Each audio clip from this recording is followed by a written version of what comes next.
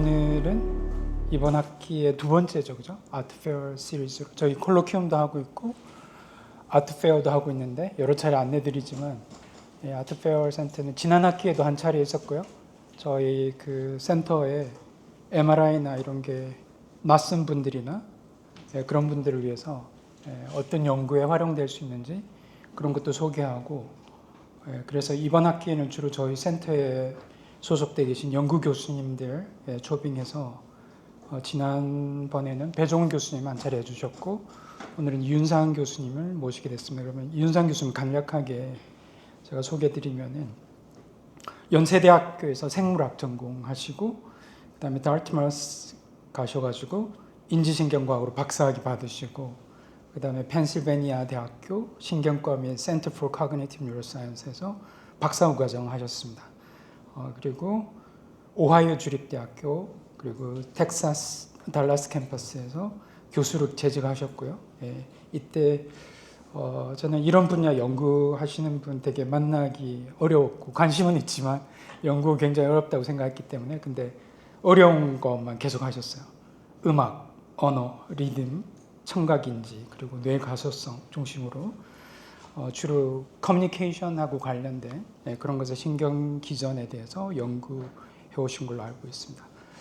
그리고 특히 이제 음악, 리듬 그리고 언어 이해, 문법, 청각, 운동, 동기화 이런 것들이 어떻게 연결되는지 멀티모델한 방법, fMRI나 EEG나 행동 실험 그리고 모델링 같은 것들도 해서 중계 연구를 또 통해서 폭넓게 그 기전에 대해서 연구해 오셨고요.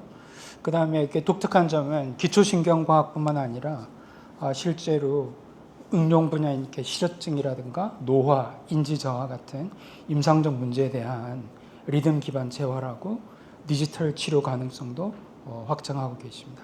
그래서 오늘 강연 제목은 되게 화려한 그림을 주셨는데 제가 읽어보면 Share the Circuits, How Music and Language Meet in the Brain입니다. 음악과 언어가 뇌에서 어떻게 만나는지 오늘 이윤상 교수님으로부터 많은 배우는 시간이 될 것 같습니다. 그럼 큰 박수로 이윤상 교수님 환영해 주십시오. 고맙습니다. 이윤상입니다. 소개시켜 주셔서 감사합니다. 제가 한국에 온 지 이제 거의 1년이 다 돼 가는데 약간 이제 좀 한국말로 렉처하는 게 조금 서툴긴 하거든요. 영어를 많이 쓰는데 뭐 여러분들 다 영어 잘 하시고 그러니까 좀 양해 좀 구해 주시고요. 네, 그래서 이제 제 톡을 한번 시작해 보겠습니다. 이제 전통적인 어떤 그 언어 이론은 우리 브레인에 어떤 그 language dedicated module이 있다 이렇게 이제 생각돼 왔습니다. 그래서 이제 그 대표적인 그 언어 이론학자 첨스키 여러분 다 들어보셨죠? 굉장히 유명하신 분. 이분은 이제 우리가 언어 특히 문법을 배우는 어떤 그런 그 innate built-in 시스템이 있다라고 이제 그런 게 이제 전통적인 그 어떤 theory였고요. 이제 좀 더 최근에 들어와서 이제 그 네일 파펄이라든지 이제 그런 그렉 히컵 같은 분들이 지금 이제 여기 보시는 것처럼 랭귀지도 그 distributed pathway를 쓰더라. 그래서 dorsal pathway, ventral pathway 이런 식으로 좀 distributed한 어떤 focal한 그런 dedicated 모듈이 아니라 예를 들면 FFA라든지 PPA처럼 랭귀지도 뭐 broca's area, Wernicke's area. 근데 이런 것들은 이제 예전에 MRI나 이런 게 없을 때 환자 연구를 통해서 거기가 망가지니까 랭귀지가 안 되더라. 이런 걸 통해서 이제 시작이 된 건데 나중에 이제 그 fMRI라든지 이런 어떤 DTI라든지 이런 게 나와서 보니까 랭귀지 상당히 디스트리뷰트 되어 있는 거예요. 그래서 이제 저는 이제 주로 그 노인분들이나 어린이들 대상으로 그 랭귀지 연구를 이제 많이 했었는데 지금 이제 보이는 거는 그 horizontal slice view입니다. 그래서 multi slice view에서 보면은 이제 딱 봐도 이게 약간 left lateralize 돼 있다라는 걸 아실 수 있겠죠. 그래서 이게 전통적인 여기가 Broca's area, Wernicke's area. 우리가 흔히 그렇게 부르는 core language area인데 이제 cortex에 있습니다. 그러나 이제 보시게 되면 이렇게 그 deeper layer에 보면 이렇게 basal ganglia 이쪽 안쪽 subcortical에도 굉장히 강한 액티베이션이 나오죠. 네, 요 슬라이스는 없는데 세러벨럼도 사실 굉장히 액티베이션이 강합니다. 자, 밑에는 이제 리듬 우리가 처리할 때 뭐 리듬을 두 개 들려두고 그다음에 같냐 다르냐 이런 거 할 때 보면은 이제 코어 에리아들이 똑같은 슬라이스 뷰에서 이제 나오는 에리아들인데 자 지금 보시면은 가운데 베이설 갱글리아가 공통적으로 랭귀지건 리듬이건 액티베이션 되는 거를 알 수가 있습니다. 그래서 사실은 베이설 갱글리아는 전통적으로 모럴 시스템이라고 여겨져 왔고 굉장히 이제 그 랭귀지 에리어에서는 좀 등한시되던 영역이었거든요. 근데 이제 최근 연구들을 계속 보면은 이 베이설 갱글리아가 언어와 음악에 대해서 굉장히 이제 강하게 코액티베이션 되는 걸 우리가 확인할 수 있었습니다. 자, 지금 보여드리는 거는 펫 이미징인데, 그러니까 도파민 태깅 펫 이미징입니다. 그래서 도파민을 트레이싱 할 수 있는 그런 모리큘을 넣어서 이제 펫 이미징을 찍어보면 정상인들 같은 경우에 이렇게 굉장히 가운데 베이설 갱글리아에 이렇게 강하게 이제 도파민 그 이미징이 이제 액티베이션 되는 걸 알 수가 있죠. 그래서 바운더리도 굉장히 클리어하고 인텐시티도 굉장히 이제 강한 걸 알 수 있습니다. 그러니까 도파민이 여기 몰려 있다는 얘기죠. 근데 오른쪽의 그림을 보면 파킨슨 환자의 그 펫 이미징인데 이미징 데이터인데 보시다시피 바운더리도 클리어하지 않고 그 다음에 색깔도 좀 노랗고 이 얘기는 도파민이 별로 없다는 얘기입니다. 이거를 근거로 어떤 분들이 이제 파킨슨에 걸렸는지 안 걸렸는지 우리가 이제 진단을 하죠. 자, 그 파킨슨 환자들 여러분 이제 워낙에 요즘 흔한 질병이기 때문에 neurological disorder 많이 아실 텐데 파킨슨 환자분들 같은 경우에는 움직임이 일단 굉장히 부자연스럽고 손떨림도 심하고 게다가 도파민이 이제 부족하기 때문에 디프레션도 이제 같이 오게 되는 경우가 흔합니다. 그래서 그 코모비디티가 굉장히 이제 디프레션 그다음에 무브먼트 디소더 이런 거 이제 많이 알려져 있는데 사실은 파킨슨 환자분들도 랭귀지 임페어먼트가 있다라는 거를 이제 최근에 이제 여러 연구들을 통해서 나오게 되는데요. 근데 지금 제가 이제 간략하게 이 EEG 이 데이터를 이제 독일에서 한 스터디인데 설명을 해드리겠습니다. 그래서 이제 제일 왼쪽에 보게 되면 이제 파킨슨 환자분들한테 그 German language로 간단한 문장을 들려줍니다. 네, 그래서 이제 문장을 들려주는데 문장이 반은 문법적으로 맞고 반은 문법적으로 틀립니다. 그러니까 예를 들어서 영어로 만약에 제가 얘기를 한다면 I want to eat pizza 대신에 I want to pizza it 그러면은 이제 듣는 순간 이거 문법적으로 잘못됐어 그렇게 나오죠. 그래서 이제 그런 것들을 들려주는데 지금 이제 보시게 되면은 그 EEG 프로파일이 그 문법적으로 맞건 틀리건 간에 별로 차이가 없습니다. 통계적으로 굉장히 어떤 그 액티베이션 프로파일도 비슷하고. 근데 이제 흥미로운 건 뭐냐면은 이분들한테 3분 동안 그 강한 행진곡, 그러니까 리듬이 강한 어떤 행진곡풍의 음악을 들려드렸어요. 그래서 밤밤밤밤밤밤 이런 거를 3분을 듣고 그 다음에 다시 이 그 문장들을 들려줍니다. 그렇게 했을 때 이번에는 문법적으로 틀린 문장, 지금 이 dotted line이죠. 틀린 문장을 들었을 때 P600라는 이제 그 EEG 시그너처가 나오는데 이거는 정상인들 같은 경우에 문법적으로 틀린 거를 디텍트하는 순간 나오는 하나의 뉴럴 마커입니다.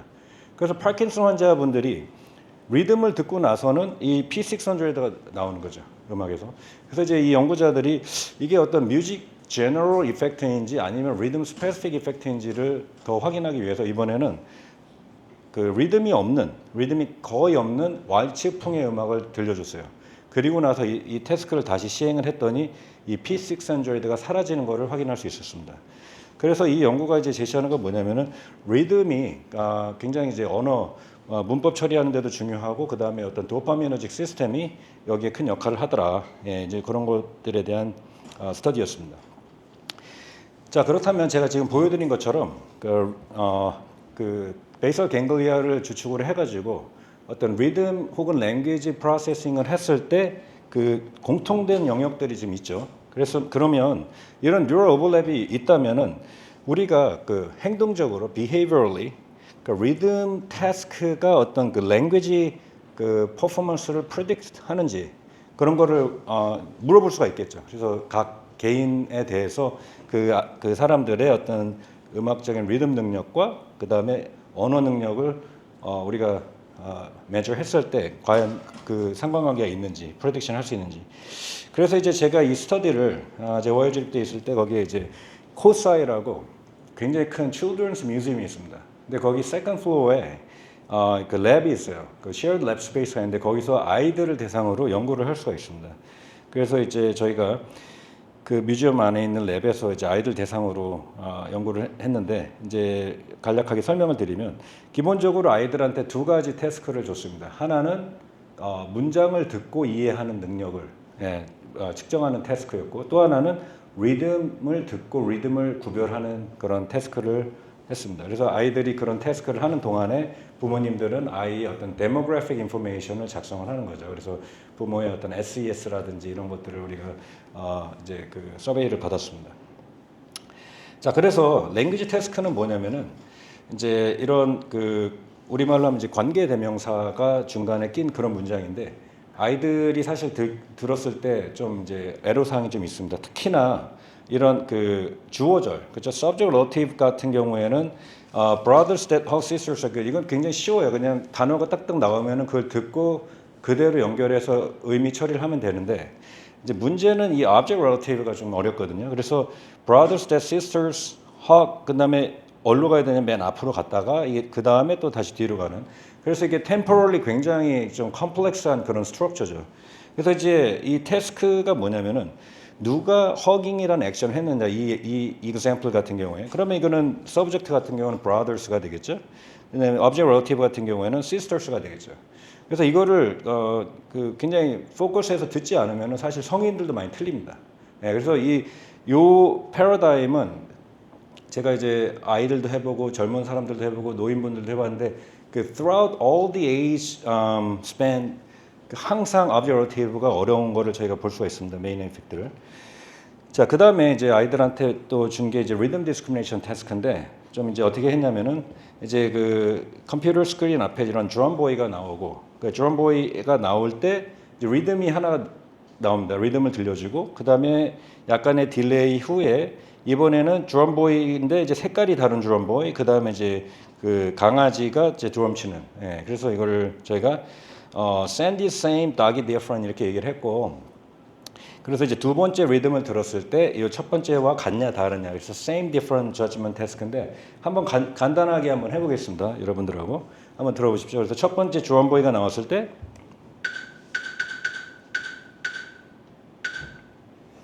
딜레이 후에 자, 두 리듬이 같다고 생각하시는 분 한번 손 들어보세요. 한 분. 두 리듬이 다르다고 생각하시는 분들. 네. 그렇죠. 그 두 리듬이 이제 다릅니다. 그래서 이것도 그 포커스해서 듣지 않으면은 틀리기 쉬운. 그래서 이제 same different 이제 judgment task고요. 그래서 이제 간략하게 저희 데이터를 보여드리면 이제 X축이 rhythm accuracy입니다. 그래서 같냐 다르냐. Y축은 language comprehension에서의 accuracy. 보면은 굉장히 이제 강한 correlation이 이제 나오고요. 이거를 저희가 이제 experiment 2를 통해서 다시 또 replicate 했고, 그리고 이 correlation은 다른 demographic variable들을 다 factor in 해도, factor out 해도 다 살아남는. 네, 예를 들어서 SES라든지 뭐 다른 어떤 그런 아이들의 age라든지 뭐 이런 것들 다 넣어도 굉장히 로버스트하게 살아남는지 그런 관계를 저희가 확인할 수 있었습니다. 그래서 저희가 몇 년 전에 이거를 이제 아이들 그 Developmental Science 저널에 이제 퍼블리시를 했고 그 다음에 이제 몇 년 후에 제가 이제 그 텍사스 주립대로 옮겨서 거기서 이제 그 학부생들 대상으로 다시 또 이제 이 연구를 했는데 요거랑 이제 다른 거랑 같이 이제 해서 껴서 했는데 역시나 굉장히 비슷한 저희가 이전에 확인했던 것처럼 리듬 디스크리미네이션 능력이 그래마 능력을 굉장히 잘 프리딕션하는 그런 이제 그 결과를 저희가 확인할 수 있었습니다. 그러면 이제 약간 이제 그 테스트 그 스위치 또 토픽 해가지고 제가 말씀드리면 그러면 뉴로제네릭 메커니즘이 도대체 뭐냐? 네, 요거에 대해서 간략하게 말씀드리겠습니다. 자, 그래서 이제 그 진 중에서 DRD2 진이라는 게 있습니다. 그래서 DRD2 진은 뭐냐면 도파민 리셉터 2를 코딩하는 진이에요. 그래서 도파민이 타입이 여러 가지가 있는데 도파민 1, 2, 3가 있고 그 서브타입에 대한 또 스페시픽 리셉터가 있는데 D2 리셉터를 코딩하는 진을 우리가 DRD2 진이라고 하는데 그 D2 리셉터는 아까 말씀드렸던 베이살 갱글리에 굉장히 많이 분포되어 있습니다. 근데 이제 흥미로운 거는 이 DRD2 이 진을 한 30% 정도는 뮤테이션을 가지고 태어나요. 예, 그걸 이제 TAC1A라고 그러는데 이제 그래서 이제 뮤테이션이 되면 이제 어떻게 되냐면 당연히 D2 리셉터가 덴시티가 줄겠죠. 베이설 갱글리아에 의해서. 예, 그럼 이제 코딩을 잘 못하니까 그렇게 되면 이제 비헤이비얼하게 우리가 이걸 보게 되면은 굉장히 타이밍이라든지 리듬 어빌리티가 굉장히 떨어집니다. 그래서 제가 이거를 유펜에 있을 때 유펜 대학생들 대상으로 했는데 상당히 이제 스마트한 학생들인데 여러분들처럼 근데 희한하게 그 리듬에 관해서는 굉장히 박치예요. 예, 되게 흥미롭더라고요. 그래서 근데 이제 그거를 제가 이제 제 오피스 메이트하고 같이 콜라보레이션 했는데 그러니까 제가 이제 아직도 기억나는 게 첫날 제가 제 오피스에 딱 들어갔는데 포스닥 오피스에 저희 그 센터 포 커넥티브 인스티튜트에 딱 들어갔는데 제 오피스 메이트가 그 책상 위에서 이러고 있는 거예요. 그래서 제가 계속 이러고 있더라고요. 그래서 지금 뭐 하는 거냐 그랬더니 자기의 고유의 innate rhythm의 어떤 그런 템포 이런 것들을 이제 재는 거를 해본다 그러는데 그거를 뭐라고 얘기하냐면 spontaneous finger tapping task라고 합니다. 네. 그래서 굉장히 간단한 태스크인데 그냥 어떻게 하는 거냐면 빨리도 아니고 느리게도 아니고 자기가 가장 편안한 템포로 손가락을 까딱까딱 해보는 거예요. 자, 여러분도 같이 한번 해볼까요? 손가락 한번 편안한 템포로 까딱까딱 한번 해보시죠. 네. 손가락을 좀 보여주시고. 네. 네. 그럼 이제 제가 이렇게 싹 봐도 다 달라요. 사람들마다 까딱까딱 하는 정도가. 자, 그거는 자기만의 고유의 템포가 있다는 겁니다. 근데 그 템포를 조절하는 게 바로 도파민이거든요, 사실은. 근데 그 에이지 스팬에서 보면은 약간 이제 곁다리긴 하지만 아이들은 도파민이 굉장히 많죠. 그리고 우리가 노화가 될수록 도파민이 굉장히 감소를 하는데 그러면서 나오는 현상이 뭐냐면 아이들은 굉장히 막 정신 없잖아요. 막 그냥 막 부잡스럽고 막 움직이고 그죠? 가만히 못 있죠. 예, 근데 노인분들 보면은 차분하시고 걸음 걸을 때도 천천히 걸으시고 말도 천천히 하시고 그죠? 그게 이제 도파민에 의한 이제 자기의 어떤 템포가 바뀌는 어떤 그런 하나의 증거 중에 하나인데 이제 가장 익스트림한 케이스가 파킨슨 환자분들이겠죠. 예, 이분들은 이제 그걸 우리가 보통 이제 이너 클락이라고 그러는데요. 우리 안에 생체 시계가 있습니다. 그 시계가 이제 망가지는 거죠. 그 도파미너직 시스템이 망가지기 때문에. 그래서 이제 저희가 요 스판테니스 리듬 핑거 태핑 태스크를 가지고 세 가지 진에 대해서 저희가 프로파일링을 했습니다. 그래서 아까 말씀드렸던 DRD2 진, 그 다음에 이제 컨트롤로 저희가 컴트 진이라는 것과 BDNF 진이라는 거에 대해서 뮤테이션과 정상을 이제 구별해서 저희가 이제 프로파일링을 해가지고 서브젝트들의 이 mean intertapping 인터벌을 저희가 재봤습니다. 이 Y축인데요. mean intertapping 인터벌이 뭐냐면 한 번 까딱하고 두 번 까딱할 때 얼마나 오래 걸리냐. 제가 좀 전에 말씀드린 것처럼 다들 각자 까딱까딱 하는 시간이 다 다르잖아요. 그래서 그거를 제가 쟀을 때 어떻게 나오냐면 DRT2 진의 폴리모피즘이 있는 그룹은 이 까딱까딱 하는 속도가 느립니다. 그 얘기는 innate 리듬 자체가 느린 거예요. 예, 그거는 당연히 아까 말씀드렸던 것처럼 D2 리셉터의 덴시티가 적기 때문에 거기서 부하가 걸릴 수밖에 없습니다. 거기에 이제 그러니까 시그널 캐스케이드가 당연히 inefficient 할 수밖에 없죠. 그러니까 이제 느리게 처리가 되는 거죠. 근데 다른 진들에 대해서는 이제 그런 차이를 못 받고. 그래서 이제 저희가 이제 바로 팔로우업으로 fMRI 스터디를 디자인했습니다.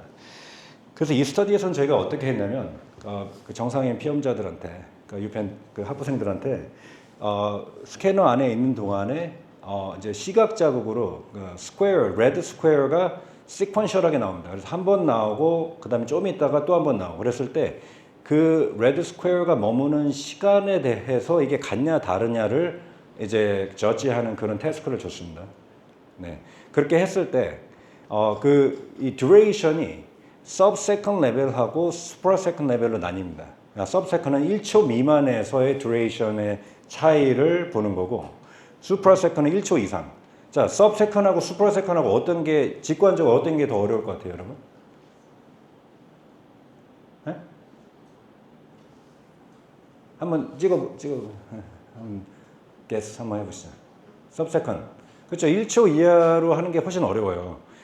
근데 이게 저도 그때는 몰랐는데 이게 거의 서브 세컨 레벨과 슈퍼 세컨 레벨에 대한 타이밍 프로세싱에 대한 리터처가 정말 많이 있더라고요. 깜짝 놀랐습니다. 그래서 그 1초 전후에 대해서 이제 그거를 이제 구분해가지고 보통 하는데 그 정상인들 즉 그 DRD2 폴리모피즘이 없는 그룹들 같은 경우에는 서브 세컨이건 슈퍼 세컨이건 다 잘해요. 다 잘하고 그 다음에 fMRI에서도 이 퓨테이먼이나 이런 베이설 갱글리아 이쪽에서 보면 별로 액티베이션의 차이가 없습니다. 네, 서브세컨이나 슈퍼세컨이나. 근데 DRD2 폴리모피즘 있는 그룹은 일단 서브세컨 잘 못할 뿐더러 서브세컨 할 때 여기에 부하가 팍 걸려가지고 액티베이션 레벨이 확 올라옵니다. 여러분 이제 보이시죠? 네. 그래서 서브세컨에 대해서 굉장히 그 여기에 이제 과부하가 걸려서 액티베이션이 이제 커지는 걸 저희가 이제 확인해서 그걸 저희가 논문으로 이제 쓰고 있었는데 재밌는 건 뭐냐면 저희가 이제 논문 작업을 하는데 그 이제 레퍼런스를 저희가 서치를 하다가 그 이제 그 한 페이퍼를 저희가 발견하게 되는데 굉장히 놀랍게도 저희 거랑 비슷한 거예요. 일단은 DRD2 진하고 fMRI를 연결하는 그런 genetic neuroimaging 스터디였고 근데 이제 가장 큰 차이점은 뭐냐면 저희는 리듬, 그다음에 duration, 뭐 이런 타이밍 이런 걸 보고 있는데 그 그룹에서는 그래마 러닝을 이제 본 거예요. 네, 그래서 그래마를 신테틱 그래마, 그러니까 기존 그래마가 아니라 새로운 그래마틱한 룰을 가르쳐 준 다음에 그걸 얼만큼 잘 하느냐를 이제 측정한 그런 스터디였는데, 그래서 그거를 그 DRD2 폴리모피즘 그룹과 정상 그룹에서 이제 보니까 여기에는 이제 그 정상 그룹을 A2, A2로 표시를 했습니다. 그래서 정상 그룹이 폴리모피즘 그룹보다 더 잘해요. 예, 그러니까 역으로 말씀드리면 폴리모피즘 있는 DRD2 폴리모피즘 있는 그룹이 이런 신테틱 그래마 러닝에 대해서 좀 취약하고, 그 다음에 저희와 마찬가지로 이 베이설 갱글리아 스트라이럼 있는 데서 또 이런 굉장히 큰 액티베이션 차이가 두 그룹 간에 나왔습니다. 그래서 이제 저희가 그때는 제가 이제 이 연구를 이제 처음 이제 시작하는 단계였고 여기에 대해서 이제 알아가는 시기였는데 도대체 그래마하고 리듬이 무슨 상관이 있을까? 그때는 그 이제 영어표로 connect dots, connect some dots라는 표현을 많이 쓰는데 제가 connecting dots를 못했어요 그때는. 그래서 그래마하고 랭귀지하고 리듬하고. 근데 이제 그때는 이제 그런 인투이션이 없었는데 나중에 제가 쭉 연구를 하고 그다음에 제가 비헤이비얼 데이터도 앞에 보여드렸지만은 사실은 그래마 랭귀지에서 그래마 처리하는 것과 뮤직에서 어떤 리듬 처리하는 거는 둘 다 어떤 뭐라고 얘기하면 sequential processing입니다. 인포메이션들이 어리토리 인포메이션들이 딱딱딱딱 들어왔을 때 그거를 sequential하게 그거를 concatenate해서 put together 한 다음에 그거를 전반적으로 그 처리를 하는 어떤 그런 representation을 이제 딱 브레인에서 우리가 가져오는 이제 그런 프로세싱인데, 그래서 뮤직이건 랭귀지건 둘 다 템포럴 프로세싱입니다. 그래서 말씀드린 것처럼 템포럴하게 인포메이션이 들어오는 거를 이제 어떤 그 represent 하는. 근데 이제 이 템포럴 프로세싱에 굉장히 중요한 역할을 담당하는 거 제가 지금도 말씀드렸지만 그건 이제 도파미너직 시스템이죠. 네. 그리고 이제 도파미너직 시스템을 이제 determine 하는 게 바로 이제 더 거슬러 올라가면 펀더멘탈하게 거슬러 오면 바로 DNA, 그쪽에서 genetic influence가 있다라는 거. 네. 그래서 이제 요게 이제 하나의 제가 계속적으로 했던 하나의 그 큰 모델이었고요. 그다음에 이제 이 도파민 시스템이랑 이제 이지를 이제 살펴보게 되면은 굉장히 이제 흥미롭습니다. 그래서 특히나 이제 도파민의 그 레벨하고 굉장히 큰 연관관계가 있는 프리퀀시가 베이타 프리퀀시입니다. 네, 그 이지에 보면 알파, 베이타, 세이타, 뭐 게마 다 있는데 특히나 베이타가 도파민 레벨하고 굉장히 큰 상관관계가 있다라는 이제 연구들이 많이 나왔습니다. 그래서 페이싱 레벨에 보게 되면은 이제 베이타가 굉장히 낮은 상태고요. 그러니까 도파민이 페이식하게 릴리스 될 때는 도파민 레벨이 낮습니다. 근데 도파민이 토닉하게 일정하게 쭉 될 때는 이제 베이타 레벨이 높은데 보통 그거를 이제 그래서 어떤 사람들은 베이타는 스테러스 쿠어를 담당하는 그런 이제 그런 프리퀀시다 이런 얘기들도 합니다. 그래서 굉장히 이제 요거에 대해서 잘 정립이 돼 있고, 그다음에 이제 베이타 프리퀀시가 주로 이지 연구에서 많이 나오는 도메인들이 랭귀지라든지 그다음에 뮤직에서 리듬, 그리고 이제 그 모tor sequence learning, 예, 그래서 이 모럴 액션 이런 연구에서도 사실 베이라가 단골로 이지에서 이제 나오게 됩니다. 그래서 이제 이 뭐 랭귀지건 리듬이건 모럴 시퀀스건 어쨌든 간에 다 템포럴 시퀀스 러닝이죠. 템포럴 프로세싱이죠. 그런 걸 할 때 이제 베이라가 굉장히 이제 많이 인볼브한다. 이런 연구들이 굉장히 많이 있습니다. 자, 그렇다면 이제 이런 질문을 해볼 수 있겠죠. 그러면 우리가 베이라 밴드를 우리가 마듈레이트를 해서 어떤 랭귀지 프로세싱을 우리가 임프루브 할 수 있겠는가? 네. 그래서 그러니까 직접적으로 어떤 뭐 랭귀지를 우리가 뭐그 랭귀지 테라피 이런 걸 통해서 하는 게 아니라 베이라 도메인을 우리가 건드려서 그걸 통해서 랭귀지 퍼포먼스가 좋아지는지를 볼 수 있느냐? 이제 그런 이제 저희가 질문을 했고, 그래서 이제 저희가 선택한 게 바로 binaural beat이라는 거를 저희가 선택을 했습니다. 그래서 이제 binaural beat은 사실은 알려진 거는 굉장히 오래됐어요.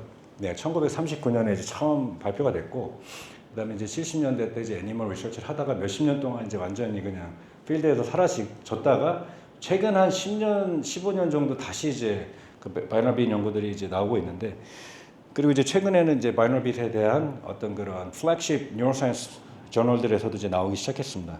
자, binaural beat 들어보신 분 한번 손 들어보세요. binaural beat 들어보셨다. 들어보신 분? 거의 없으시네. 그 유튜브 가면요, binaural beat을 키워드를 치면은 뭐 비디오가 몇천 개가 나옵니다.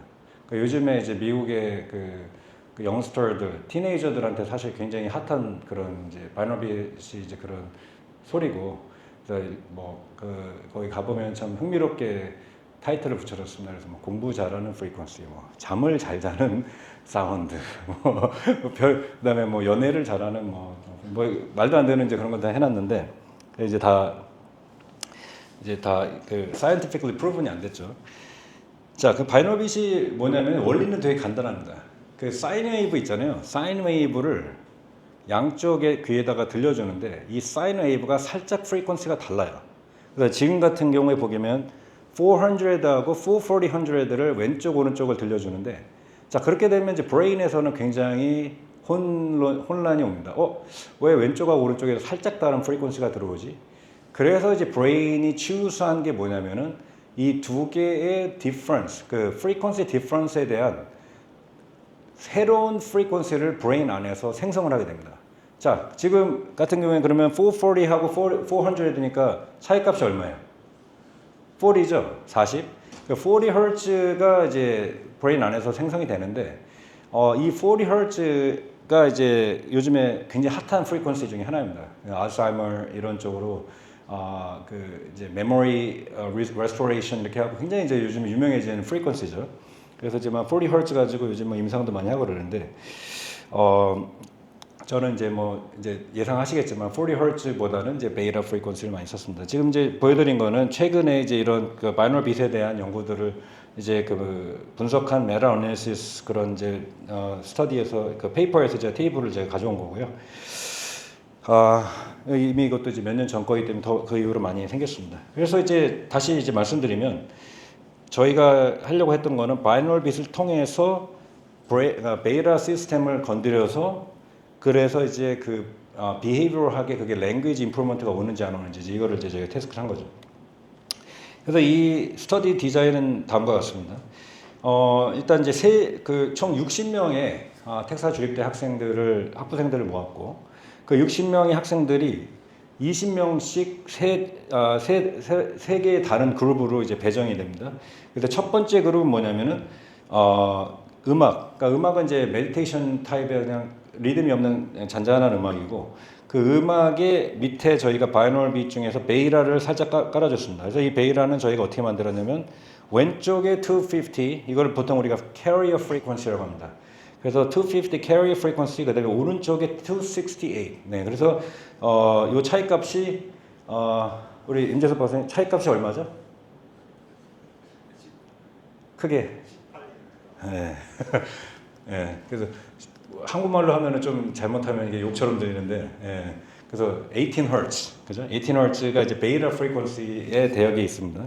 그 다음에 이제 가마 프리퀀시는 아까 말씀드렸던 것처럼 40Hz를 저희가 이제 컨트롤로 사용을 했고, 그 다음에는 이제 마지막 그룹은 아예 바이너럴 빛이 빠진 그냥 음악만 들은 그룹.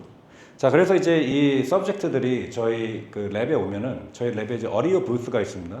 그 어디오 부스 안에 들어가서 저희가 이제 그 연구원이 헤드폰을 줘요. 그러면 헤드폰 듣고 10분 동안에 그냥 음악을 듣는 거예요. 근데 이 그 서브젝트들은 사실은 그 밑에 바이너럴 빛이 깔렸는지 안 깔렸는지 잘 몰라요. 예, 왜냐면 그냥 동일한 음악을 듣는다고 생각을 하죠. 근데 거기에는 이런 바이너럴 빛이 이제 깔려 들어가 있습니다. 자, 그래서 그 10분을 프라이밍을 이제 한 다음에 바로 이제 랭귀지 태스크를 하는데, 예, 이 랭귀지 태스크는 아까 제가 설명드렸던 그거와 동일합니다. 그래서 아까 제가 말씀드렸죠, subjective, objective. 이거 이제 아까 어린이들 대상으로 하는 건데 이걸 똑같이 이제 그 영어 어덜트 대상으로 저희가 했고, 그래서 이제 말씀드렸던 것처럼 그 대학생들도 objective를 굉장히 어려워하는 네이티브임에도 불구하고, 네, 그래서 요거를 이제 저희가 요거를 이제 두 번 하는 이제 그런 패러다임이었습니다. 그래서 요거 하는 동안에 저희가 이지를 쭉 측정을 했고, 그래서 이지의 파라미터는 다음과 같습니다. 이게 저희가 64 채널로 했고요. 그래서 이제 뭐 이런 파라미터들을 저희가 이제 적용을 했고, 자, 그래서 이제 비헤이비어 데이터를 제가 보여드리겠습니다. 그래서 저희가 이제 처음에 예상했던 거는 당연히 object relative에 대해서 못할 거고 subject relative에 대해서는 ceiling 이펙트가 있지 않겠느냐, 대학생들이니까. 그러니까 저희가 예상했던 것처럼 subject relative는 이제 거의 100% 가까이 다 됐고, 세 그룹 다. 그다음에 이제 이제 문제는 이제 object relative인데 지금 이제 각 컬러들이 이제 그 purple 같은 경우가 베이라, green은 gamma, 그다음에 이제 blue가 control인데 지금 보시는 것처럼 저희가 가설을 세운 대로 그대로 베이라를 들은 그룹이 제일 잘했고, 그 다음에 이제 게마, 그 다음에 이제 컨트롤 그룹이 제일 못하는. 그래서 메인 이펙트가 이 그룹별로 이렇게 강하게 나온 거를 저희가 확인할 수 있었습니다. 근데 이제 더 놀라웠던 거는 저희는 사실은 리액션 타임에 대해서는 그렇게 저희가 가설이 없었어요. 보통 리액션 타임 측정하기가 쉽지가 않거든요. 근데 보니까 그 리액션 타임조차도 베이라를 들은 그룹이 훨씬 빠른 거예요. 예. 그리고 그 다음이 게마, 그 다음에 이제 컨트롤. 그러니까 베이라에 대해서 베이라 스티뮬레이션을 받은 그룹은 정확도가 높을 뿐만 아니라 반응 속도도 빠른 이제 그런 효과를 저희가 이제 볼 수가 있었죠. 그래서 이제 너무 놀라워 갖고 이거 완전히 보통 자기들이 이제 가설 세운 대로 데이터가 그대로 딱 나오는 경우가 좀 드물잖아요. 보통 보면은 이거 뭔가 잘못됐다. 그래갖고 이제 막 다시 분석하고 뭐 크로스 데이터 어나리시스도 해보고 그러는데 이제 나왔습니다. 그래서 저희가 로 데이터도 이제 올리고 그랬는데, 근데 비헤이비어 데이터는 이렇고, 그다음에 이제 그 EEG 데이터를 저희가 보게 되면 아까 말씀드렸던 것처럼 64 whole brain 채널에서 significant하게 이 그룹 간의 메인 이펙트가 나온 데가 딱 한 군데 있었습니다. 거기가 바로 뭐였냐면 이 left inferior frontal gyrus, 그러니까 이 컨벤셔널한 language core area죠. 거기서 바로 이제 그 베이타 프리퀀시 대역에서, 네, 그래서 베이타 프리퀀시 중에서 이제 하이 베이타, 그래서 19부터 20Hz에 해당하는 프리퀀시에 대해서 significant하게 나왔습니다. 그래서 out of the entire brain, 그다음에 out of the entire frequency, 우리가 본 거는 왼쪽 프론털에서 베이라에 대한 어떤 그런 인트레이먼트 효과가 나왔는데, 지금 보시는 것처럼 Y축이 이제 앰플리튜드, 그래서 베이타를 들은 그룹은 이제 듣고 나서 이제 올라가는데 나머지 그룹들은 다 떨어지죠. 예, 그 얘기는 이제 그냥 거기서 심지어 이제 그러니까 갯마는 거의 이제 변화가 없고 이제 컨트롤은 떨어지는데, 그래서 이것도 참 저희가 좀 신기하다고 이제 생각을 했습니다. 그래서 베이라에 대해서 베이라 영역에 대해서 이제 인트레이먼트 효과를 저희가 이제 밝혔고요. 그래서 저희가 알기로는 그 바이너럴 빛 연구 중에서 랭귀지 프로세싱의 이런 이제 EEG 효과, 그다음 비율 효과 있다라는 거는 저희가 처음 리포트 한 거라고 그렇게 생각을 하고 있습니다. 자, 그래서 지금까지 이제 어떤 그런 베이타 프리퀀시와 그다음에 이제 어떤 그런 랭귀지 퍼포먼스에 대해서 말씀드렸고, 그 이제 다음 질문은 뭐냐면, 그렇다면 우리가 어떤 그 음악 훈련을 통해서 제가 지금까지 쭉 음악과 리듬과 랭귀지 연관성에 대해서 말씀드렸는데, 어떤 뉴로 비헤이비어 오버랩에 대해서 말씀드렸는데, 그렇다면 음악 훈련을 인텐스하게 하면 그러면 랭귀지도 좋아지느냐? 네, 이제 그런 이제 질문을 저희가 이제 셋업을 해서 이제 그런 연구들도 좀 해봤습니다. 근데 사실은 이제 뭐 저희 그룹만 그렇게 하는 게 아니라 이제 이쪽 그 필드에 있는 분들이 요즘에 이런 그 리듬 오락, 리듬 비디오 게임을 가지고 주로 이제 아이들 중에서도 이제 언어 장애가 있는 아이들, 뭐 디슬렉시아라든지 이런 아이들 대상으로 그 랭귀지 리헵을 하는 인터벤션 하는 그런 연구들이 요즘 많이 나오고 있는데 요거는 이제 그 제 컬리그 중에 테드 젠토라는 이제 친구가 그 리듬 게임을 만들어 가지고 수업 시간에 하루에 20분 해갖고 일주일에 3번 이렇게 해서 학교에서 이제 했던 그런 연구입니다. 그래서 그 리듬 게임인데 그 이제 리듬 보면서 이제 뭐 구별하고 뭐 이런 게임인데 이제 디테일한 거는 제가 생략하기로 하고 이제 본론 들어가서 데이터를 보게 되면 이게 이제 메인 파인딩인데 저희 데이터하고 상당히 유사합니다. 이제 차이점 뭐냐면 여기서는 이제 리딩 이피션시가 X축에 나오고 Y축이 이제 그 델타 에이싱크론이라는 게 나오는데 이거 복잡하게 생각하지 마시고 리듬을 얼마만큼 정확하게 이 태핑을 하는지 이제 그거를 매저를 한 건데 프리 포스트 이렇게 했죠. 그래서 이게 프리는 당연히 이게 에이싱크로니 값이 클 수밖에 없어요. 처음엔 잘 못하니까. 근데 나중으로 갈수록 정교해지기 때문에 에이싱크로니 값이 적어지고 그래서 이제 프리 마이너스 포스트로 간 건데 복잡하게 생각하지 마시고 리듬 싱크로니 능력이 얼마나 좋아졌는지를 측정한 겁니다. 그래서 보게 되면은 이 연구를 하기 전과 후에 리딩 스코어하고 그 다음에 그 리듬 싱크로니 능력이 이런 그 포지티브 콜레이션이 있다라는 거를 이제 확인할 수 있었습니다. 그래서 이건 이제 똑같은 데이터인데 다른 방식으로 이제 그 노테이션 한 거고 이게 이제 몇 년 전에 그 한 2, 3년 전에 디벨롭먼트 사이언스에 이제 퍼블리시가 됐고요. 그리고 이제 저희가 했던 연구 중에는 리듬을 이용해서 진짜로 언어 장애가 있으신 분들 지금 이제 화면에 보이는 혹시 이분이 누군지 아시는 분들 있어요? 네, 한국에서는 사실은 별로 이렇게 유명한 인물이 아닌데 미국에서는 이제 그 당시에 별명이 차세대 힐러리. 예, 그래서 게비 기포트라고 애리조나의 그 세네이셨습니다. 애리조나 상원의원, 그러니까 국회의원이라고 생각하시면 되죠. 그래서 이분이 이제 그 2011년 1월달에 퍼블릭 스피치를 하고 있었어요. 애리조나에 있는 툭산이라는 데서. 근데 그때 괴한이 나타나가지고 무차별 총격을 가했습니다. 그래서 그때 사실 많이 죽었어요. 그 아이들도 거기 있던 아이들도 죽고. 그다음에 이분도 이제 브레이킹 뉴스 이제 여러 제가 그 뉴스 스크린샷을 제가 가져왔는데 처음에 브레이킹 뉴스에서는 죽었다고 나왔습니다. 예, 희생됐다라고 나왔는데 근데 이분이 이제 극적으로 살았어요. 근데 이제 괴한이 어떻게 했냐면 뒤에 와서 그 헤드샷을 딱 했죠. 근데 하필이면 이제 왼쪽 후두부를 이제 그 타겟팅하고 쏘니까 총알이 왼쪽 포스처리에서 그 엔테리 쪽으로 이 penetrate 그러니까 관통을 해버려 갖고 이분이 이제 여기가 아까 말씀드린 것처럼 보통 left hemisphere가 language center인데 여기가 다 망가진 거죠. 예, 그래서 이분이 이제 이렇게 극적으로 살아나시긴 했지만은 permanent하게 language impairment가 왔습니다. 그래서 말을 못 하게 되는 거예요. 그 정치인인데 말을 못 하게 되면은 얼마나 그게 치명적입니까? 그죠? 이분이 사실은 굉장히 플루언트하고 영어뿐만 아니라 그 인터뷰한 거 옛날에 보면은 스페니쉬도 굉장히 플루언트하게 하고 굉장히 다재다능하신 분이었는데 이제 더 이상 말을 못 하게 된 거예요. 그래서 이제 이분이 퇴원하시고 나서 병원에서 나와서 이제 바로 언어 재활을 이제 시작을 했습니다. 그래서 그 화면을 잠깐 보여드리겠습니다. You're gonna do this. You ready?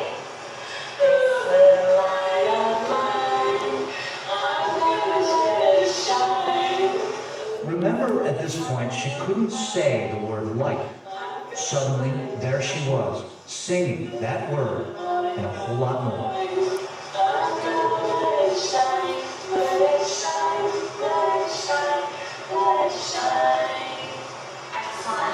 네, 지금 다 들으셨죠? 그러니까 이분이 light이라는 발음을 할 수가 없는데 노래를 하면 잘하는 거예요. 그래서 이제 저도 이제 어페이자 이걸 이제 어페이자라고 합니다. 그러니까 언어 장애를 이제 어페이자라고 하는데 제가 어페이자 환자분들을 이제 만날 때마다 제가 이제 유펜에서부터 이제 만나기 시작했는데 이분들하고 꼭 노래를 해봤어요. 근데 노래는 진짜 잘하시는 거예요. 예, 해피 버스데이 이런 것도 잘하시고 자기가 좋아하는 노래 잘해요. 가사도 그냥 나옵니다. 근데 이제 말을 하라 그러면 말을 못하는 거죠. 근데 이게 사실은 200년도 넘게 알려진 하나의 그런 현상인데 처음에 그 German neurologist가 리포트를 해가지고 알려진 현상인데 아직까지도 정확하게 메커니즘은 사실 모르고 있는 그런 상태입니다. 근데 여하간에 1970년대 때 그래서 요 피노미논을 바탕으로 해가지고 melodic intonation therapy라는 재활 기법을 만들었습니다. 그래서 지금 보이는 이 카툰처럼 이분이 이제 그 스피치 테라피스트고 이분이 환자분인데 지금 이제 두 분이 뭐 하고 계신 거냐면 왼손으로 이렇게 태핑을 하면서 노래를 하시는 거예요. 예. 근데 이 이름이 이제 그 임플라이 하는 것처럼 옛날에는 멜로딕 인포메이션이 가장 중요하고 이런 리듬 태핑은 하나의 부차적인 거라고 생각을 했습니다. 세컨더리하다고 생각을 했는데 최근 이제 나온 연구들 뭐 벌써 최근이 아니고 벌써 15년 전인데 제가 이제 포스닥 처음 시작할 때 이 연구를 제가 봤던 기억이 나는데 이 저머니에서 있었던 연구였습니다. 소냐 카츠 그룹에서. 근데 이제 이 연구에서 이제 얘기하고 있는 게 뭐냐면 이제 그 제목이 상당히 흥미롭죠. 굉장히 이제 provocative한 제목인데 Rhythm in Disguise, 그죠? Why singing may not hold the key to recover from aphasia. 그래서 그러니까 Rhythm in Disguise. 옛날에는 리듬은 그냥 secondary 한 거라고 생각을 했는데 이 연구에서 이제 보여준 게 뭐냐면은 근데 이게 빨간 게 지금 레전드가 안 보이는데 빨간 게 그냥 싱잉으로 한 거고요. 그 다음에 이 white이 리듬입니다. 그러니까 싱잉은 뭐냐면 멜로디도 같이 있는, 그러니까 노래하면서 말을 하게끔 시켰고, 그 다음에 white bar가 보여주는 거는 멜로디는 철저하게 통제하고 리듬만 가지고 이제 그 말을 하게 시켰는데 Y축이 뭐냐면 이제 correct syllables 얼마만큼 정확하게 실러버를 구사하는가를 이제 측정을 해보니까 여러 종류의 노래 가사를 시켰을 때 보니까 두 개가 차이가 없는 거예요. 그러니까 보니까 리듬만 있어도 되네, 멜로디 필요 없네, 이제 이렇게 된 거죠. 그래서 이제 이런 Rhythm in Disguise라는 타이틀로 이제 Brain이라는 저널에 이제 퍼블리시 됐습니다. 그래서 제가 이제 이걸 보고 굉장히 좀 당시에 굉장히 샤킹하기도 하고 그다음에 굉장히 이제 굉장히 저한테 인사이트풀하고 인스파이링한 그런 스터디였습니다. 그래서 제가 이제 2016년에 오하이오 주립 때 이제 가서 제 랩을 이제 시작을 했을 때 이제 이런 프로젝트를 이런 그 인터벤션을 좀 구상을 해봤습니다. 저는 뭐 스피치 테라피스트는 아니지만 도대체 리듬만 가지고 한번 그러면 어페이지아 환자분들의 언어 재활을 우리가 도울 수 있을까? 그리고 이제 저는 뉴로사이언티스트이기 때문에 더 관심 있는 거는 그랬을 때 브레인에서 어떻게 바뀔까? 그래서 이제 제가 고안한 리듬 인터벤션은 이제 다음과 같습니다. 그래서 이제 총 4스텝으로 되어 있고요. 첫 번째 스텝은 말을 하지 않고 그냥 태핑만 하는 겁니다. 리듬 태핑만 손으로. 보통 이제 어페이지아 환자분들은 왼쪽이 망가지기 때문에 오른손은 좀 마비가 돼 있어요. 그러니까 패러라이즈 돼 있는데 왼손은 인텍트합니다. 그래서 왼손으로 태핑을 시키는 거예요. 그 왼손으로 태핑을 하고 그래서 이제 여러 종류의 저희 리듬 패턴을 드리는데 제가 좀 이따 보여드리겠지만은 그게 이제 잘 되면 그 다음에는 이제 단어 하나를 이제 붙이면서 리듬 태핑을 하는 이제 멀티태스크를 하게 되는 거죠. 그래서 그게 이제 페이즈 2고 그 다음에 이제 그게 잘한다? 그러면 다음 페이지에서 이제 문장 레벨의 말을 시키면서 태핑을 하는 거예요. 근데 그 문장의 리듬에 대한 태핑을 하는 겁니다. 제가 좀 이따 보여드릴 텐데. 그리고 이제 그게 다 잘 된다. 그 태핑하면서 말도 잘한다. 그러면 제일 마지막에 뭘 하면 태핑을 이제 뺍니다. 그래서 최대한 자연스럽게 태핑 안 하고 자기가 그동안 익혔던 리듬을 머릿속에서 돌리면서 그 리듬에 실어서 말을 딱 하게 하는 그게 이제 최종적인 파이널 스테이지가 되겠습니다. 그래서 이제 그렇게 저희가 이런 인터벤션 디자인을 했고요. 그다음에 이거를 이제 저희가 NIH 펀딩을 통해서 앱화했습니다. 그래서 앱에다가 이제 바로 요 4가지 페이지를 저희가 녹여들여서 이제 했고, 그다음에 이제 뭐 이런 식으로 피드백도 나오고, 그다음에 데일리 스탯도 나오고 이제 이런 식으로 그래서 요거를 이제 저희가 재활 중반에부터 쓰기 시작했고요. 자, 그래서 이제 이 스터디에 이제 처음 참여한 환자의 케이스 스터디에 대해서 간략하게 말씀드리겠습니다. 그러니까 이분은 이제 62세 되신 미국 백인 여성분이었고요. 이제 monolingual speaker, 그러니까 영어밖에 이제 못하시는 분인데, 이분이 이제 지금 보시는 것처럼 왼쪽에 left middle cerebral artery stroke, 그러니까 굉장히 massive하게 리전이 왔습니다. 지금 보이시죠? 여기 검게 돼 있는데 이게 다 그러니까 티슈가 다 죽은 거예요. 다 괴사된 겁니다. 그래서 이분은 굉장히 이제 저희가 스탠더다이즈 테스트로 측정을 해보니까 나온 게 뭐냐면 severe broca's aphasia, 그러니까 말을 전혀 못 하시는 분이죠. 완전 거의 한마디도 못 하시는데 굉장히 흥미로웠던 건 뭐냐면 타임이란 단어 하나는 기가 막히게 잘하시는 거예요. 예. 그래서 이제 저를 처음 만났을 때, 제 앞에 와갖고 이제 휠체어 타고 이렇게 오셔갖고 저한테 본인 소개를 하시는데, 이분 성함이 데비거든요, 데비. 그러니까 My name is 데비 이렇게 해야 되는데, time 이러는 거예요. 근데 제가 딱 들으면서, 이분이 자기 이름을 설명하려고 하는구나. 왜냐면, time, 그게 My name is 데비하고 이 prosody, 운율이 너무 똑같은 거죠. 예, 근데 그러니까 이분은 타임 하나 가지고 이제 의사소통을 잘 하시는 분인데, 그래서 별명이 뭐냐면 타임 워먼이었어요. 타임 워먼. 예, 이분은 그냥 타임 워먼이라고 부르더라고요. 그래서 이제 아까 말씀드린 것처럼 저는 처음 어페이지아 환자 만나면은 맨 처음에 하는 게 이제 노래를 같이 해보는 건데, 옆에 있는 따님한테 제가 물어봤죠.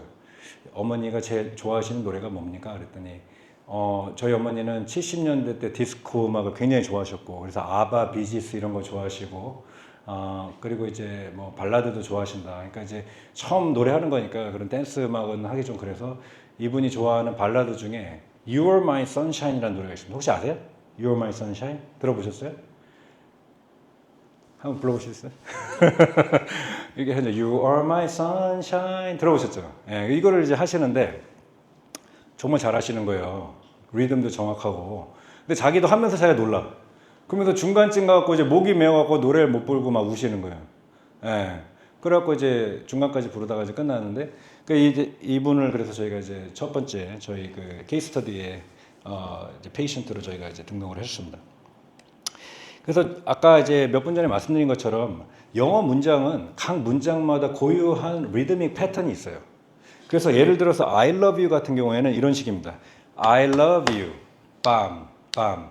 I love you, 빰, 빰. 그래서 지금 보신 것처럼 eighth note, 그 다음에 quarter note, 그죠? 이런 식으로 해서 그런 리듬이고, I need a drink는 triplet입니다. 네, 그래서 I need a drink, 빰, 빰. I need a drink, 빰, 빰 이렇게 하는 거고요. 그래서 각 그 문장들마다 고유의 리듬이 있는데 그걸 저희가 extract 해가지고 맨 처음에 phase 1에서 그것만 가르쳐 드린 거죠. 굉장히 인텐스하게 이제 그것만 치는 거예요. 계속 책상만 치고 이제 좀 이따 제가 바로 다음 슬라이드에서 그 비디오를 보여드리겠습니다. 그래서 이제 이거는 이제 싱글 서브젝트 스터디이기 때문에 저희가 디자인을 어떻게 했냐면 일단 베이스라인에서 8주를 기다려서 spontaneous recovery를 저희가 통제하고자 했습니다. 왜냐면 이제 보통 스트로크가 오게 되면은 spontaneous recovery가 일어납니다. 예, 그냥 가만히 있어도 리헵을 안 해도 좋아지게 돼 있어요, 브레인은 약간은. 근데 이제 그 기간을 저희가 통제를 했고, 그 다음에 이제 8주를 기다린 다음에 바로 이제 그 MRI를 찍었고요. 예, 그 다음에 이제 behavioral. 그러니까 처음에 behavioral 한번 하고, 그 다음에 두 번째 behavioral 하고, 그래서 그 behavioral에 대한 거를 저희가 측정을 했고, 그 다음에 이제 그 다음 8주 동안에 어떻게 했냐면 일주일에 두 번씩 한 세션에 1시간 정도 해가지고 저희가 인터벤션을 했고, 그래서 저희 클리닉에 저희 랩에 와서 이제 그거를 이제 트레이닝을 하셨고, 그다음에 제가 숙제를 내드렸죠. 그래서 집에 가서 다시 또 연습하실 수 있게끔. 그게 이제 끝난 다음에 MRI하고 비입으로 다시 했습니다. 예, 디자인은 이렇고요. 자, 그래서 이제 비디오를 제가 간략하게 보여드리겠습니다.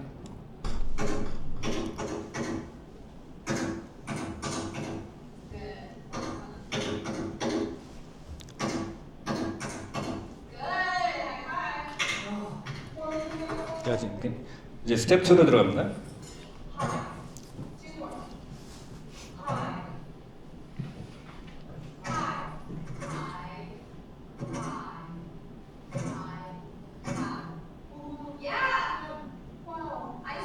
타임 하는 거 들으시죠? 근데 이제 하이를 처음 말한 날이야, 이날이. 그러니까 너무 감격해가지고, 이제 굉장히 또 잘 우세요, 이분이라고. 이제 중간에 또 우셔갖고 제가 좀 쉬었다가 하고. 그래서 이제 다음 페이지로 가서, 이제 센텐스 레벨.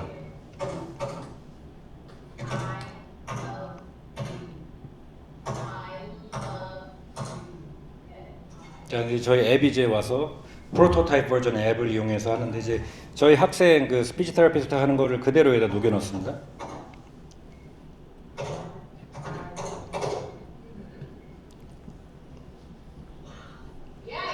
이제 자신감도 붙으시고 나중에는 굉장히 이제 재밌게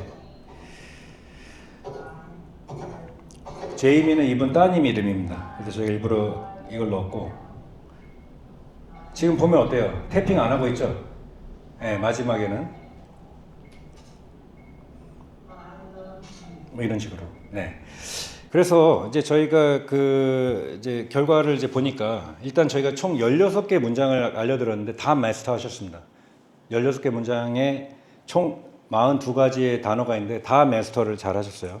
그리고 이제 저희가 그 스탠다다이즈 테스트 중에 웨스턴 어페이시아 배터리 혹은 웹이라고 보통 부르는 게 있는데 이제 여러 가지 이제 언어 능력을 측정하는 건데 그 중에서 일부에서 이제 이런 그 어떤 임프루먼트를 저희가 볼 수가 있었는데 아까 말씀드린 것처럼 베이스라인에서 프리가 바로 이제 스폰테니어스 리커버리를 저희가 통제하기 위해서 비교하기 위해서 넣은 건데 지금 베이스라인, 프리, 포스트 이렇게 해서 3 타임 포인트가 있는데 예를 들어서 레피티션 같은 거 그러니까 단어를 얼마나 반복적으로 잘 말하나 이걸 측정했을 때 이 베이스라인에서 프리로 오는 이 증가폭보다 프리에서 포스트로 가는 증가폭이 훨씬 크죠. 네, 그래서 제가 생각할 때 이거는 이제 그 인터벤션에 의한 효과가 있지 않을까 이제 그렇게 생각을 하고요. 마찬가지로 어떤 네이밍 월드 파인딩 물건을 보여주고 그거에 대해서 이제 이게 뭐냐 이렇게 대답해라 이제 이런 태스크인데 역시나 베이스라인에서 프리에 오는 것보다 프리에서 포스트로 가는 점프가 훨씬 더 큰 거를 저희가 이제 확인할 수 있었습니다. 자, 그다음에 이제 저희가 이제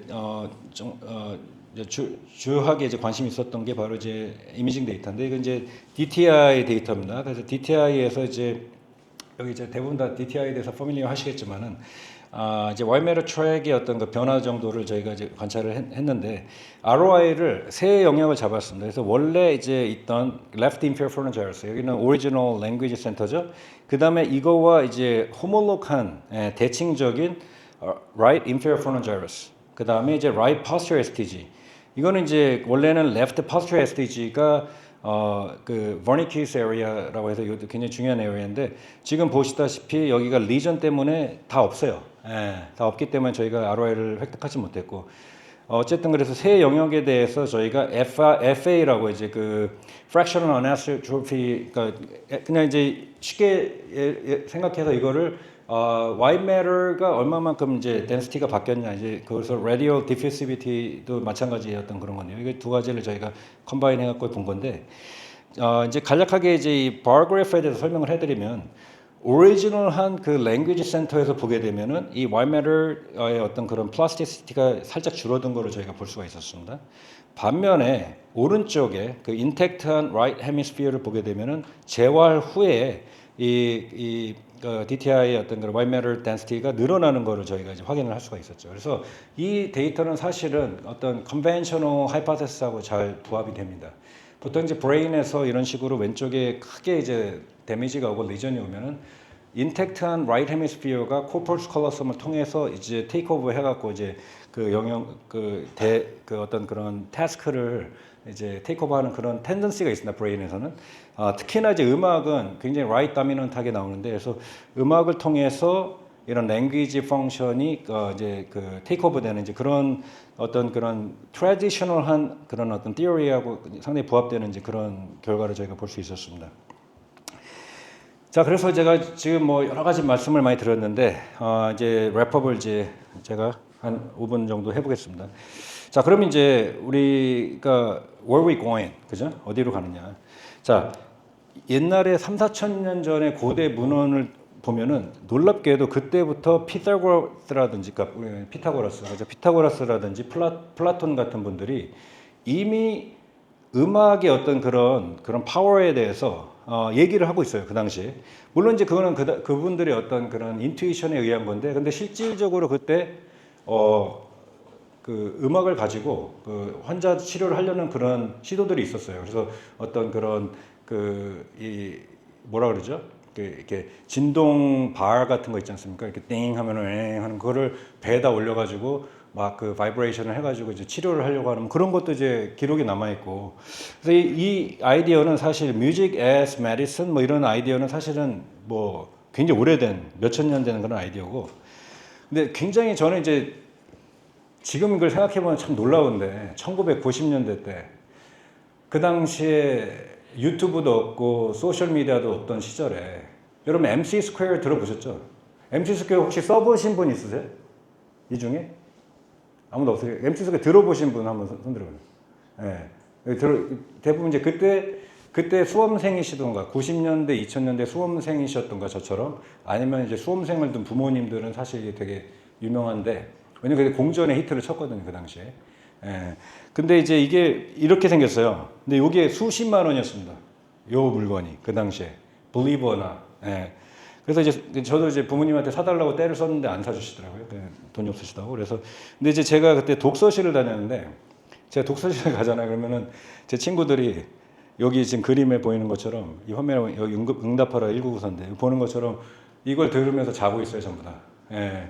근데 이거 한번 그 지금 유튜브에 가면은 샘플 다운받아서 들어볼 수 있는데 들어보시면 아시겠지만 상당히 힘나릭하거든요. 굉장히 졸려요. 어떻게 나오냐면 약간 뭉뚝한 사운드로 동동동동동동동동동동 이렇게 나오거든요. 근데 이거를 계속 들으면은 잘 수밖에 없습니다. 그래서 사실 이거를 지금 요즘 같은 불면증 시대에 수면으로 쓰면 참 좋을 텐데 이 회사가 보니까 망한 것 같아요. 예, 그 사이에. 근데 아무튼 간에 이제 우리나라에 이런 일이 있었다는 게 저는 지금 이제 제가 어리토리 뉴로사이언티스트로 또 이 분야에 제가 이제 연구를 하는 사람으로서 상당히 흥미로운 하나의 어떤 소셜 피노메논이다. 그런 생각이 듭니다. 근데 이제 지금은 정말 그 30년 지금 뭐 한 30년 사이에 우리가 이제 뉴로사이언스 테크놀로지가 엄청나게 발전했기 때문에 이제 진짜로 우리가 어떤 그 truly functional sound의 그런 시대를 우리가 이제 살고 있다. 이제 그리고 이제 앞으로 그렇게 될 것이다라는 거를 이제 감히 말씀을 드릴 수가 있는데요. 그 이유는 이런 어떤 뉴로 이미징 디바이스라든지 이런 뉴로사이언스 테크놀로지와 더불어서 AI가 발달했기 때문입니다. 옛날에 풀 수 없었던 문제를 지금은 거의 세마이 리얼타임 내지는 리얼타임으로 다 풀어버리는 거예요. 그래서 옛날에는 소리라는 것 자체가 그냥 하나의 패시브한 그런 그냥 우리가 듣는 거 그리고 그냥 그 즐거움을 위해서 듣고 뭐 이런 정도로 이제 끝났는데 이제는 이제 우리가 알고 있죠. 외부에서 나오는 사운드가 우리의 그 뉴런들을 얼만큼 액티브하게 인트레인 시키는지에 대한 연구들은 많이 돼 있습니다. 그 우리의 뉴런을 어떤 아까 제가 오실레이션도 보여드렸지만 굉장히 센시티브하게 외부에 나오는 그 사운드 프리퀀시에 반응을 합니다. 그러니까 쉽게 말씀드려서 이런 연구도 있어요. 이런 페이퍼도 상대방이 말을 천천히 하잖아요. 그럼 자기도 말을 천천히 합니다. 예. 그 외부에 있는 사운드 프리퀀시에 자기가 인트레인이 돼서 그래요. 역으로 상대방이 말을 빨리 하죠. 그럼 자기도 말을 빨리 해요. 네. 그러니까 그런 이제 행동 연구들도 있고 그런데 그만큼 사운드가 굉장히 브레인을 마듈레이트하는 좋은 어떤 하나의 미디엄이다. 그렇게 말씀드릴 수가 있고 그리고 이제 지금 말씀드린 것처럼 AI가 나와서 이게 이제는 획기적으로 이볼브를 할 수가 있습니다. 이제 어떤 거냐면은 다음과 같습니다. 이제 우리가 소리를 이제 들려줘요. 그러면은 브레인의 상태를 뭐 포러블 이지라든지 여러 가지 방법을 통해서 잴 수가 있습니다. 그래서 그걸 재게 되면 이제 브레인 스테이트가 나오겠죠. 그래서 그거를 가지고 AI를 이제 트레이닝을 시키면 그걸 가지고 AI가 분석을 해가지고 거기에 대해서 이제 옵티멀한 사운드 파라미터들을 생성을 해줍니다. 사실 요거에 대해서 홀 렉처가 있나 제가 오늘은 그냥 개념적으로만 설명을 드리겠습니다. 그래서 이제 그 새로 또 생성된 어디오 사운드를 다시 들려주게 되죠. 그러면 그 소리에 대해서 브레인이 다시 리어댑트 돼서 다시 새로운 브레인 스테이트가 되겠죠. 그걸 다시 또 EEG를 통해서 우리가 매주하고 그래서 이거를 우리가 closed loop 시스템이라고 합니다. 그래서 브레인 스테이트가 옵티멀하게 될 때까지 이거를 계속적으로 세마이 리얼타임으로 AI를 통해서 할 수가 있는 거예요. 그래서 AI 연구자들이 이제 이쪽으로 들어오려고 하고 있습니다. 미국 같은 경우에. 그래서 이제 이런 이제 컨셉추얼 시프트가 일어난다. 그래서 사운드가 마치 TMS나 TDCS나 TAS처럼 하나의 그 뉴럴 마듈레이션을 하는 인풋으로 이제 쓰일 수가 있다. 이제 그렇게 말씀드릴 수 있고요. 자, 그래서 이제 제 톡을 마무리하면서 네 가지 이제 서머리를 제가 말씀드리겠습니다. 그래서 그 초반에 제가 그래서 리듬하고 랭귀지가 어떤 그런 shared한 그런 뉴럴 리소스가 있고 그다음에 behaviorally도 서로 잘 연관이 있다는 걸 보여드렸고 그래서 그 어떤 기존으로 그 뉴로제네릭 기존으로 DRD2 진에 대해서 제가 말씀을 드렸고 그 다음에 이제 그 넘어가서 이제 베이타 오실레이션과 베이타 오실레이션이 하나의 어떤 커서 메커니즘으로 그래서 베이타 오실레이션을 우리가 마듈레이트 해주게 되면은 피노타입으로 그러니까 behaviorally 랭귀지가 좋아지는 이제 그런 걸 저희가 보게 됐고요. 그래서 이제 이거는 또 어떤 그런 행동 그 재활로 리헵의 방법으로 리듬 트레이닝을 열심히 시키면 또 어떤 정말 퍼머넌트하게 랭귀지 임페어먼트가 오신 분들도 새롭게 뉴로플라스티시티를 이제 그 끌어들여서 랭귀지 퍼포먼스가 좋아질 수 있다. 이제 그런 얘기를 제가 그동안 쭉 말씀드렸습니다. 네. 그래서 여기까지 제 톡을 경청해 주신 분들 감사드립니다.